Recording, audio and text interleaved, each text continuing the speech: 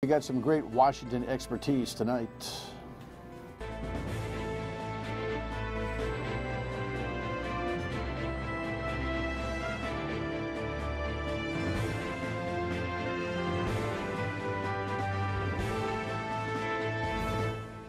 The Dan York State of Mind program is brought to you in part by Lookout Rhode Island and Taco Comfort Solutions.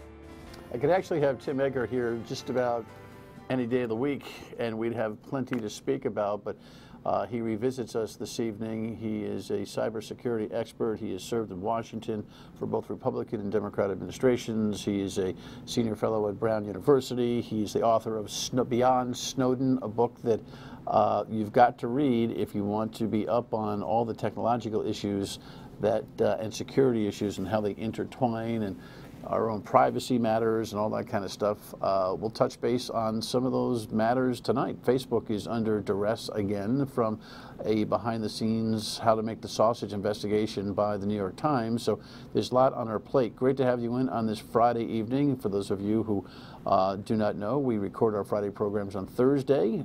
So I'm hoping that the world hasn't changed too terribly much between our taping and you're seeing the show, but we'll always catch up on Monday. But there's always so much to talk about. Here's a headline that we were looking at yesterday afternoon and which is being discussed as we speak.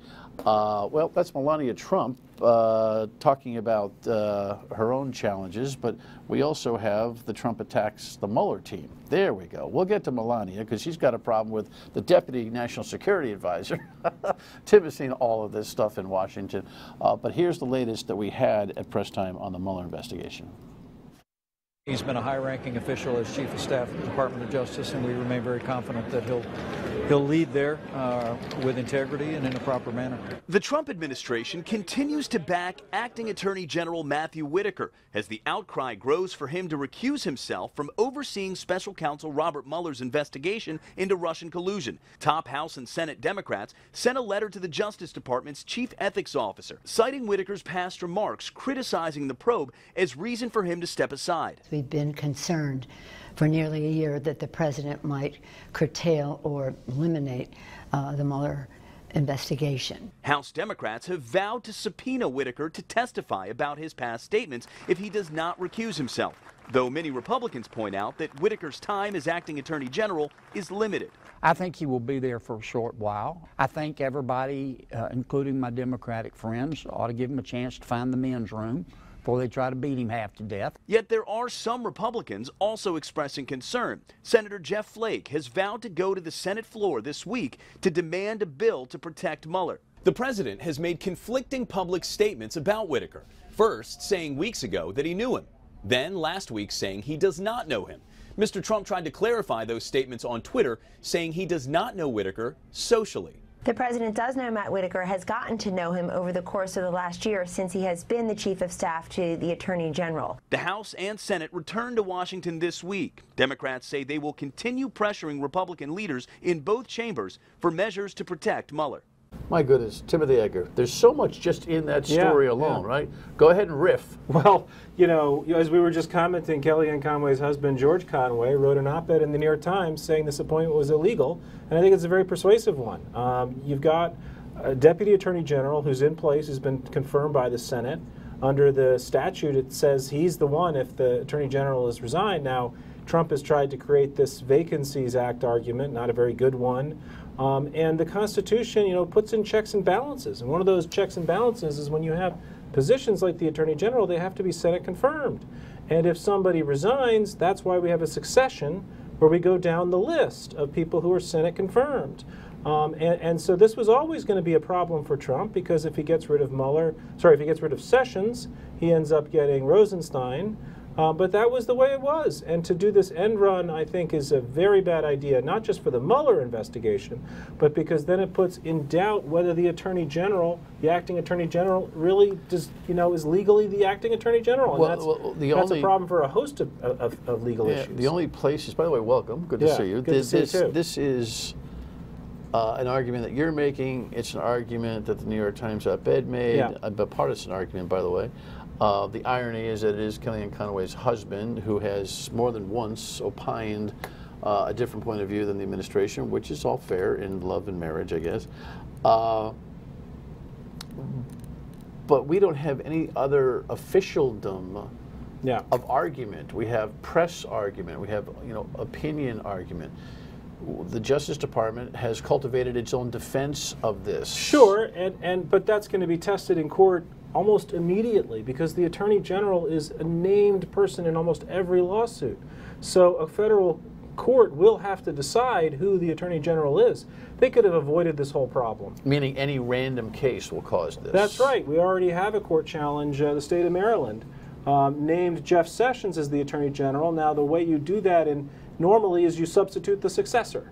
So now the federal judge has to decide who is the successor. Is it Whitaker or is it Rosenstein, who would normally be the successor if Trump hadn't tried to do this end run around Senate confirmation? So I think it's a disaster for the Justice Department, even if they win, because it casts so much of a distraction over what is one of the most important cabinet positions. It put Rosenstein in a position where he had to support this. Well, at least, you know, coyly support Whitaker as a talented guy at right? And to be clear, I mean, Rosenstein was appointed by President Trump and confirmed by the Senate.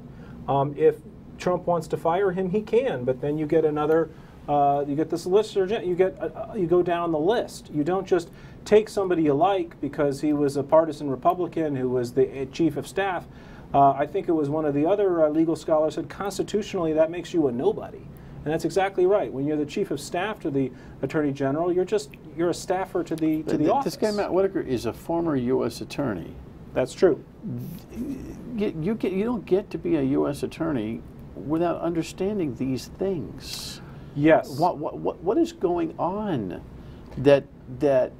I mean, I get disruption. Right. We've talked about this 17 times, you and I. I get what the people wanted, but this is way above what the people wanted argument. This isn't normalcy for status quo. This is normalcy for constitutional respect. Well, that's right. And a good number of my conservative friends started this new organization as a part of the Federalist Society, the conservative legal organization called Checks and Balances.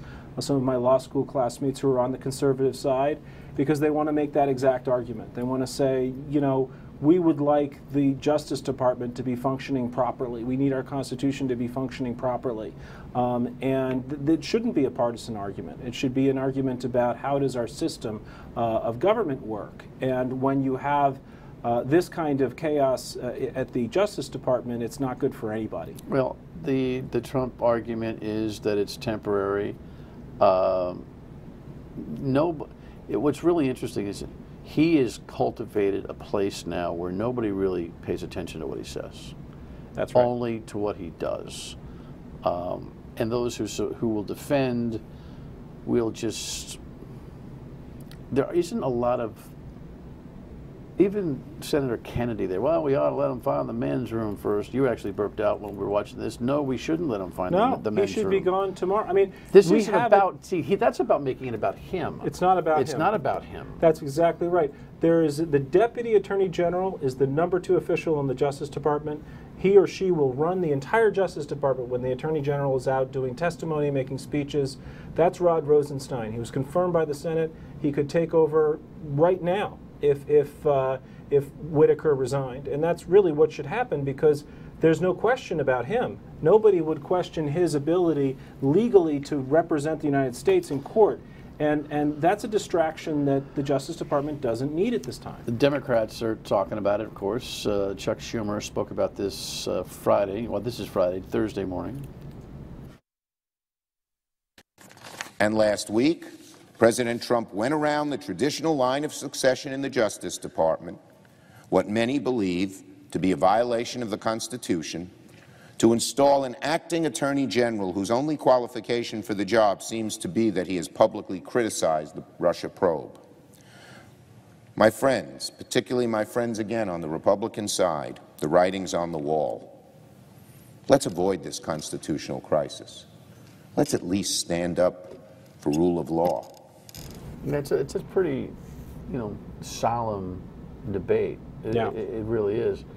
That this Matt Whitaker has already opined that reaching into the president's finances is a complete overreach indicates that he wouldn't, if it hasn't begun already, he wouldn't support that effort on Mueller's part. the interaction between Mueller and him. Sure. Wouldn't you like to be a fly on the wall there? I mean, yeah, well, the ethics officials, the career ethics officials who are supposed to advise him on whether to recuse himself, as Sessions did, I think could only come to the conclusion that he would need to recuse himself, which kind of raises the question. Because he made public commentary and has written about it? I mean, that's only one reason. There's also a witness in the Mueller probe that he helped and supported in a political campaign. Right. You add those together, it becomes difficult to see how you wouldn't recommend recusal in a case like that. But that's stuff that's known and out there by even the smallest vetting effort. Sure. Well, it seems like, you know, there was commentary that one of the things Whitaker did was to go on TV to defend the Trump position with regard to the Russia probe, to get Trump to notice him, and that seems to have worked. The problem is that somebody should have told Trump, and maybe somebody did, and we'll find out about it, that no, you can't take the chief of staff to the attorney general and make him the acting attorney general, that creates a host of legal problems that will be much worse than some. You know, if he wants to get rid of Sessions, go ahead, get rid of Sessions, but you can't do it in this kind of fashion. Do you think, last thought, do you think that the Republicans are playing rope-a-dope with this, waiting for him to misstep to heighten or shed more light on the apparent conflict of interest before they act, or are they completely under the table on this, just hiding from it? I think they're hiding. I think they don't know how to react. I mean, they suffered a big loss in the midterm elections. Well, the Senate didn't. The Senate didn't, that's true, although they didn't do as well as they could have under the map. But I think that the senators are probably thinking, if we cross Trump, if we go against him, that hurts us with all the people who like him, who are voting for us. But if we endorse his approach, then we end up with another set of problems like what we've just seen this past week. Yeah, rock in a hard place. All right, more, and there's plenty more. Stay with us.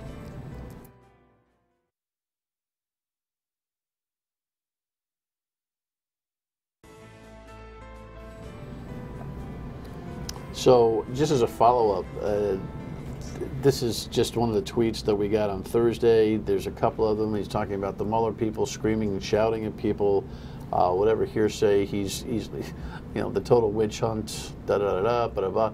He, being the president, has reloaded his Twitter fire on the Mueller investigation. We're all psychologists when it comes to this president, right? Yeah. What do you think this tells us right now? It's obviously I think the president is worried about what Mueller is going to say.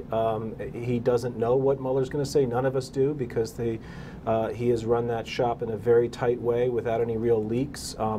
There are two reports that Mueller's going to file fairly soon, one on obstruction of justice and one on collusion or coordination with the Russians. And he doesn't know what those are going to say. So he's nervous and worried. There may also be more indictments. But you know, really, one of the things that Mueller has done so well is to let his work speak through the courts and speak through his reports and indictments rather than through Twitter. It's a really interesting contrast to see the president, you know, just always talking, always tweeting, and then the special prosecutor just not saying anything. And public opinion sways with this. I mean, Yeah. Mueller's discipline is extraordinary, don't you think? I think so. In the sense that public opinion polls sway away from him and his work when he goes silent. But when something develops and there's something tangible to cover, all of a sudden they'll say, oh, yeah, there's a problem there. And so that's just really the ride and flow of the cycle of news that comes out of that office. I got some very wise advice when I first started out in D.C. When there was a tough choice ahead of us. One of the senior people said, well, if you don't know how this is going to play or that is going to play with the public, why don't you just do the right thing? And I think that's the way Mueller has operated. The right thing for him to do is to do his work in his investigation. He's had several indictments, he's had trials, he's had convictions. And you know, how much more is there? We don't know, because that's actually the way you're supposed to do it in the Justice Department. They have a lot of power to upend people's lives, and we don't want them to do that if the person doesn't end up getting charged. So in the meantime, you know, you've experienced the ebb and flow what happens in the White House. We've got Chief of Staff Kelly. We've got a headline here. This really hasn't hit hard, but it looks like the president is mulling changes there. He could grab a young Mike Pence Chief of Staff, which is feeling like, and then Melania this week kind of seemingly put the president on his heels by complaining that the deputy national security advisor kind of screwed up her Africa trip. We still don't really know the details of what happened there.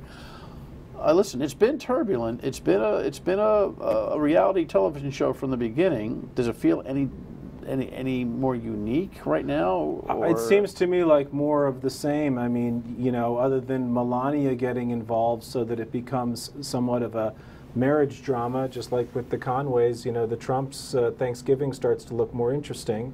But when it comes to, you know, General Kelly, it's hard to imagine. Obviously, Trump is frustrated, and I can see why. It's hard to imagine changing staff is going to help him. He did this before with Reince Priebus. And, you know, obviously he needs to have a good working relationship with his chief of staff. Wants it? Well, that's exactly right. Who wants to put their head in that guillotine? You know, Kelly was doing this allegedly out of his sense of duty. I also think he agrees with President Trump's agenda on a number of issues.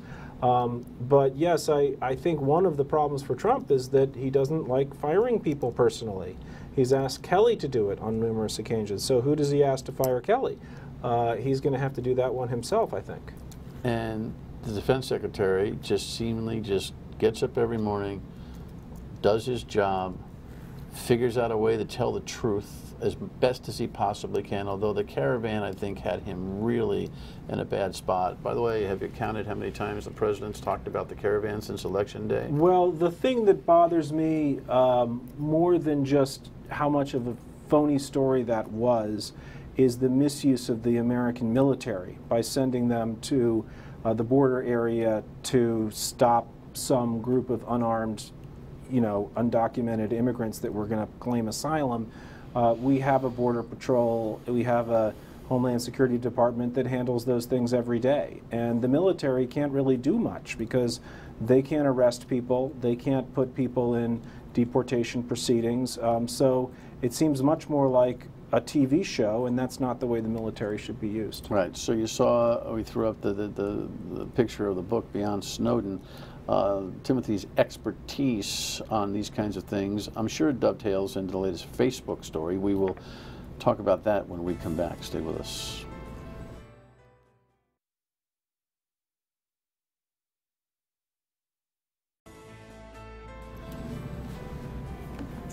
And now we have this New York Times piece on Facebook, which just digs a little deeper. I haven't had a chance to read the entire thing, but skimmed a lot of what they're talking about here.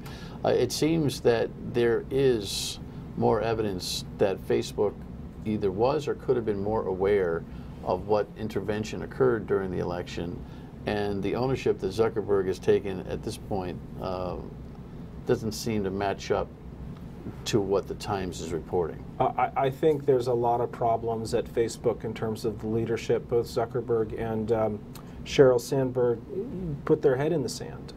They thought of this issue as a PR problem instead of being a problem, a real problem that they had to deal with. Of national security. Exactly right. And one of the big warning signs that we had on Facebook from a while ago was when Alex Stamos, the chief security officer, left. Alex Stamos is extremely well respected in the cybersecurity community. I thought he was a great choice to be chief security officer for a company like Facebook. When he left, and it was pretty clear, it was because he was telling them things they didn't want to hear, and that is never a good thing. And it's just like in the old days of you know, Fortune 500 companies, you think, well, if you fire somebody who's the accountant, that's always a bad sign when you're dealing with a company. I think in a tech company, if you fire your security officer, your cybersecurity officer, because you don't like what they're telling you have to do, that's a very bad sign for any big tech company. I mean, this company built, you know, reportedly, I don't know what the original objective really was. You know, the movie tells you it was about everybody finding their friends from high school on Facebook, you know, on the platform. And right. What turned out to be is the ultimate social networking tool has turned into this thing that nobody really gets, and I don't even know if the brilliance of the development of the product and platform has caught up with the mission statement. I mean, I think it's ahead of the mission statement. That's exactly right. It's like, we can do it, so let's do it, and we're not thinking about why we want to do it and what the ramifications of what we're doing are. I think there was a lot of naivete, and I think that one big problem is that Facebook became, for the majority of Americans, where they got their news. And if you look at surveys, it shows that people will trust something that a friend shares with them over mainstream news media outlets.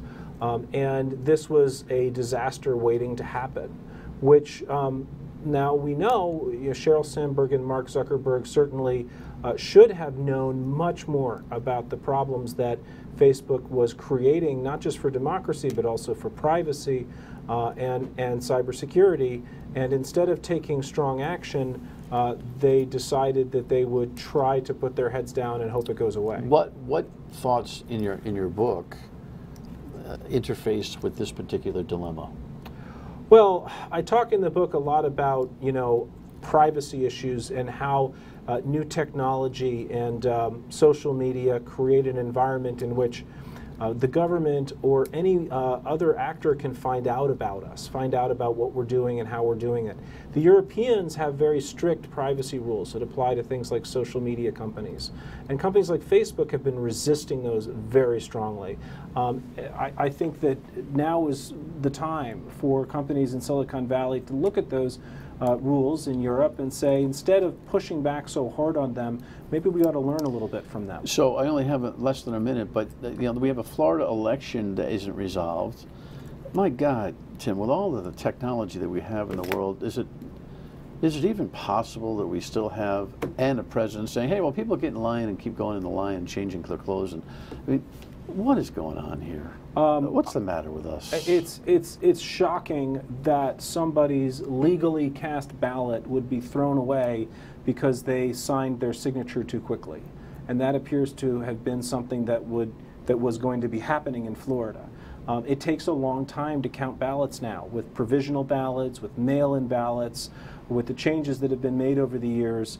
We should no longer have an expectation that we're going to know who won on election night or even on election morning.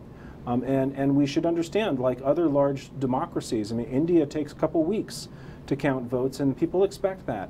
We should expect the same thing, because what's more important is that we get it right and that we count every vote that's been legally cast than that we have a quick answer.